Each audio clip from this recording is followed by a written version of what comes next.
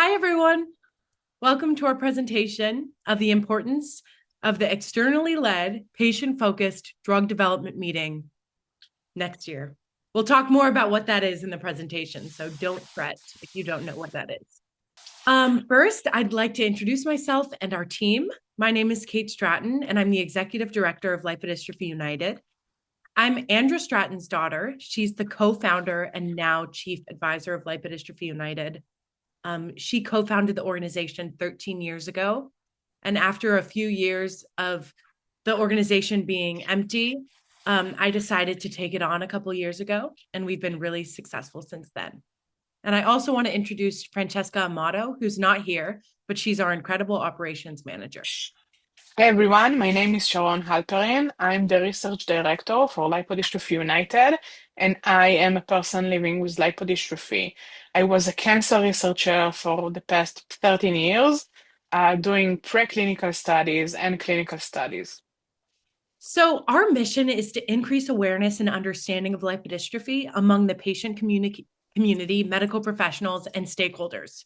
We aim to be the leading resource in the United States for patients and healthcare professionals dealing with lipodystrophy.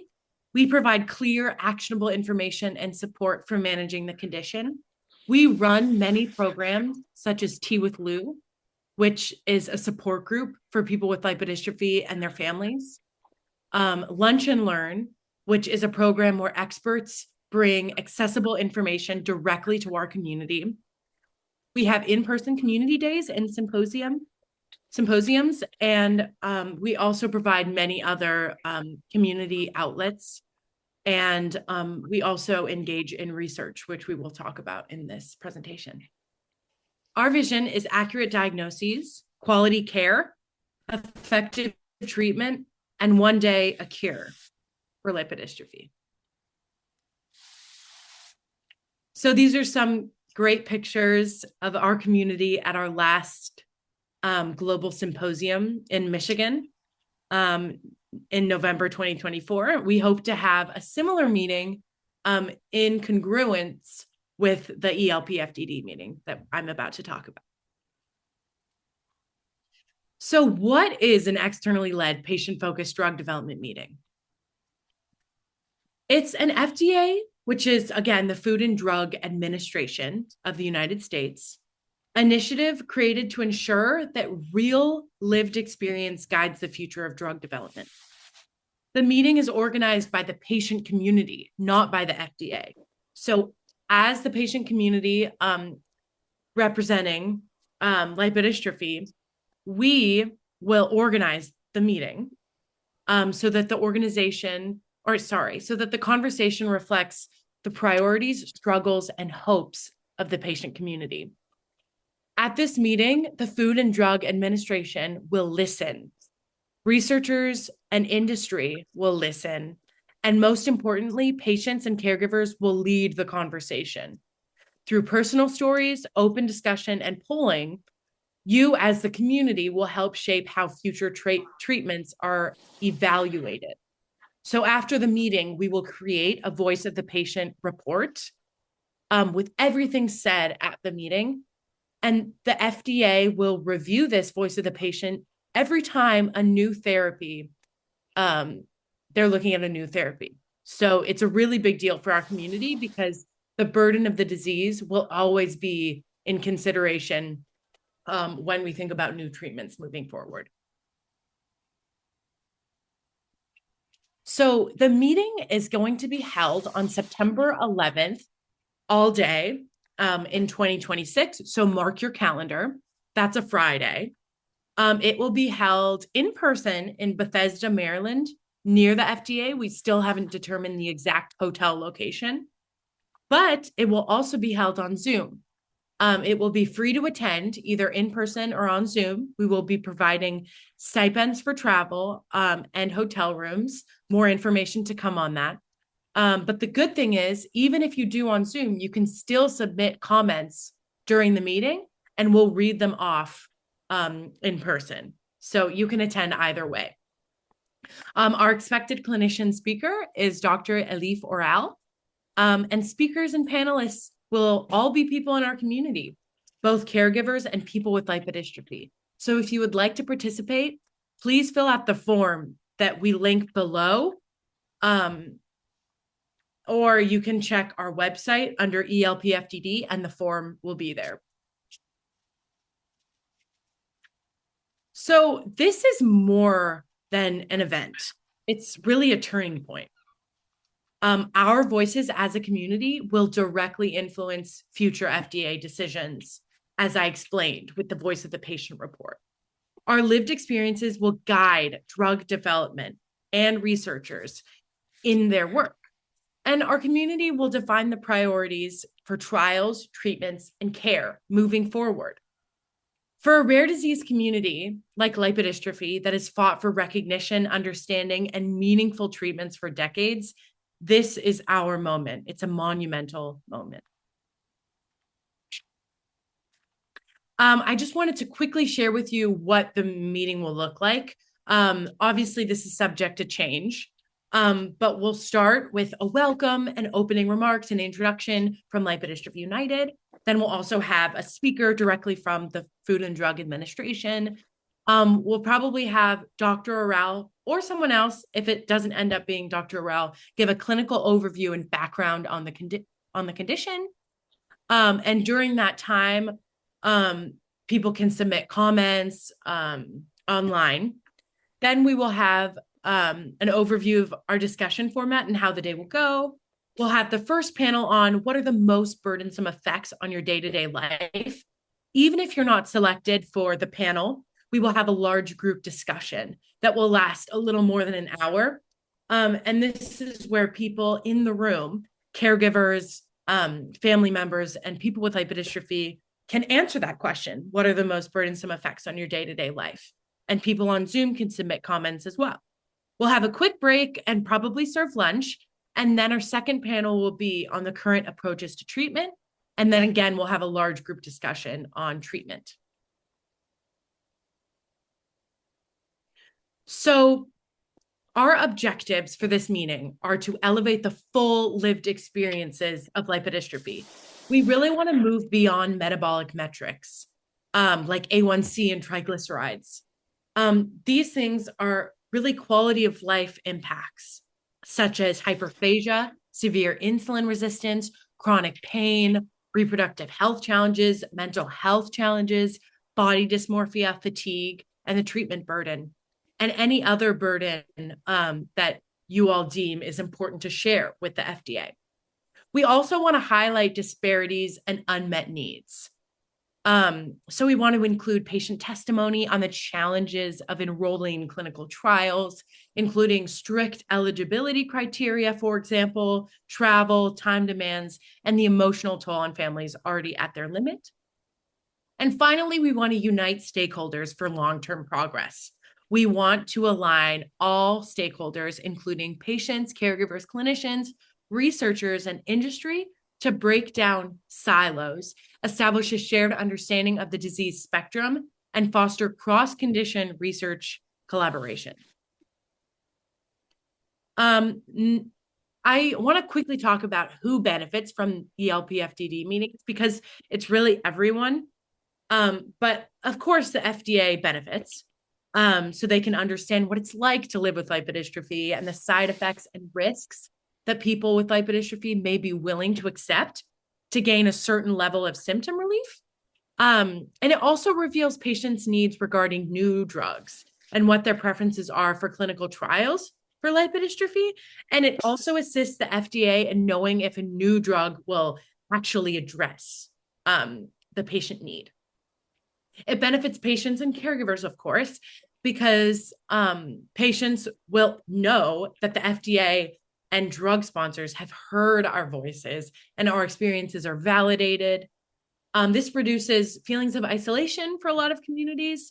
And it also helps people learn to be better advocates. And it can bring new drugs to market, which will really help our community. It helps lipodystrophy advocates, such as Lipodystrophy United and our global partners, because it helps us identify what needs exist for patient education and advocacy.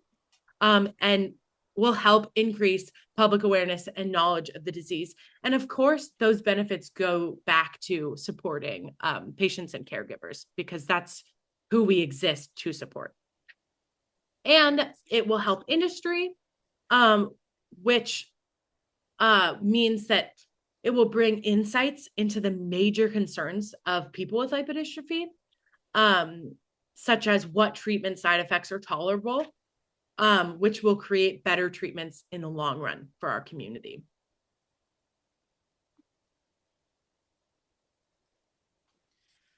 In this meeting, we would like to show all of our stakeholders the full spectrum of lipodystrophy.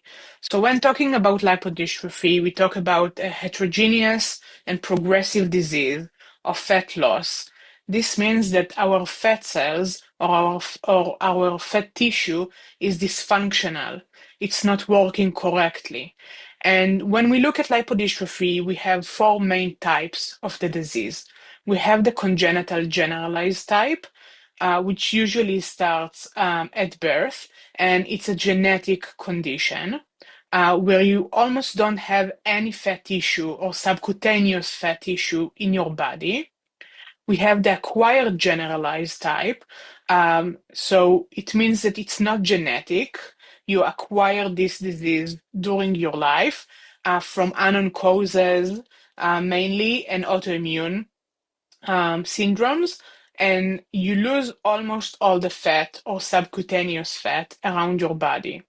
We have the familial partial type, which means it's a genetic type, so you see it among families, and it's a partial lipodystrophy. It means that you lose fat in some places and you gain fat in other organs, such as internal organs.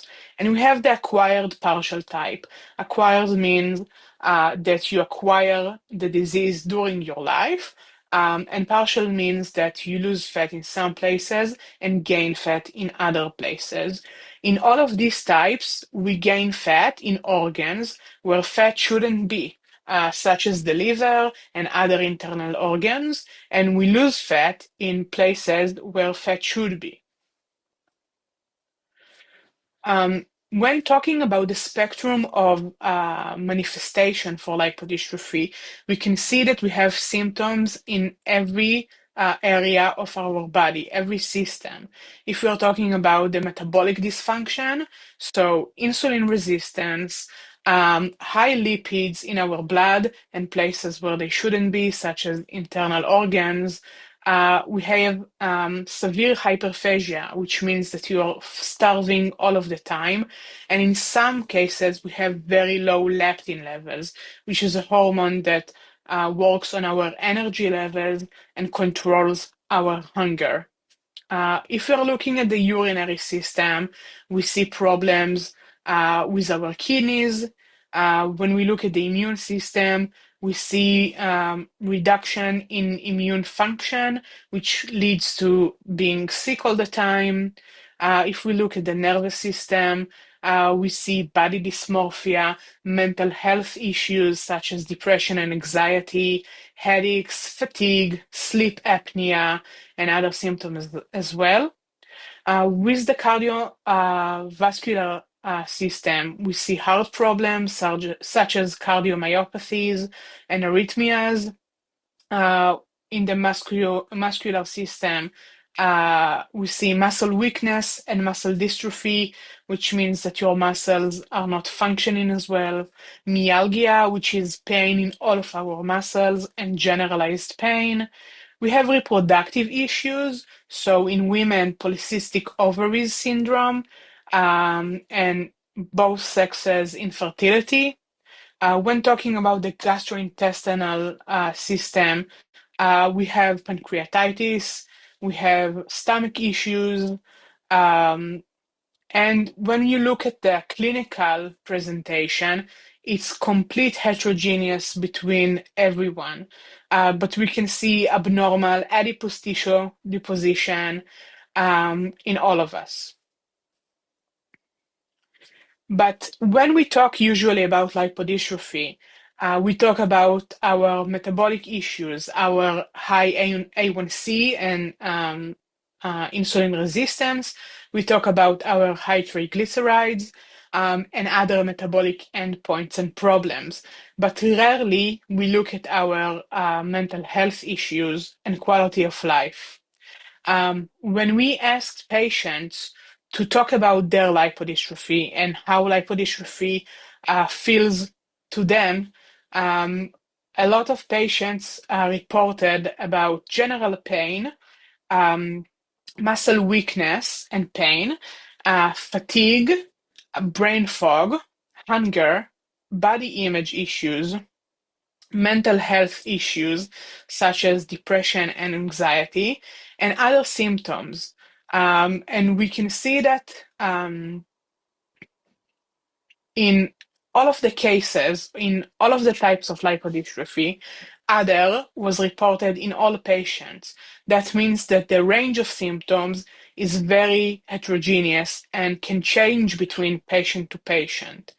And those questions that we asked, actually, clinical studies and physicians, clinicians, and researchers do not ask the patients, and sometimes do not even care about those feelings of fatigue, hunger, body image, and mental health issues.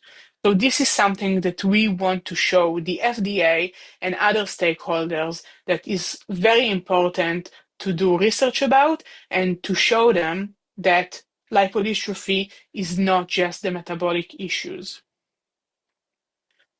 When we asked about specific symptoms, we can see that the burden of the disease is very high in all types of lipodystrophy, and they are all reporting very high burden of symptoms, which is something that we hear from patients as well.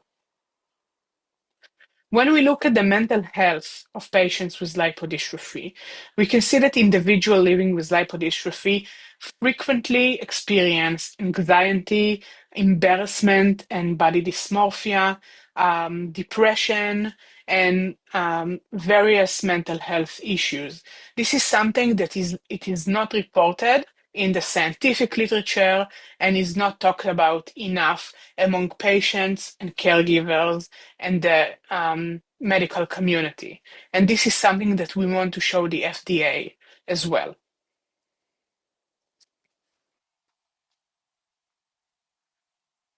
You're on mute.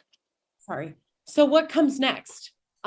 We will begin planning this meeting. Actually, we're already planning it in collaboration with the FDA and our community partners. We're raising money for this very expensive meeting. So if you would like to donate, please go to our donate page on our website. You can also email me, kate@lipodystrophyunited.org, if you have any questions, you want to get involved in any way, or if you want to donate. There will be many opportunities for our community to share their perspective through panels, open discussion, and written comments. If you're interested in sharing your story, being a panelist, or just getting involved in the planning process, please fill out the form that's on our EL-PFDD page on our website, and we will be in contact. In any capacity, you can get involved. You can just help us plan it on the back end and not participate in sharing your story if that's what you're interested in. We need plenty of volunteers on this day. So if you're interested in literally anything about what we talked about today, please reach out. And then after the meeting, a voice of the patient report will be developed, which becomes part of the public record. So we will need support before the meeting and after the meeting. This is a big project for our community, and we need your help in any way that you can give. So we will continue updating our community through both email and social media and our website. So make sure you have one of those forms of communication to get updates. And we really appreciate you listening today. If you want to learn more, you can just look this up, externally led patient-focused drug development high-level overview. And it's a really good resource to really explain what an EL-PFDD PFDD meeting is if you didn't understand that from today's presentation. Thank you so much for listening, everyone. Thank you. Bye.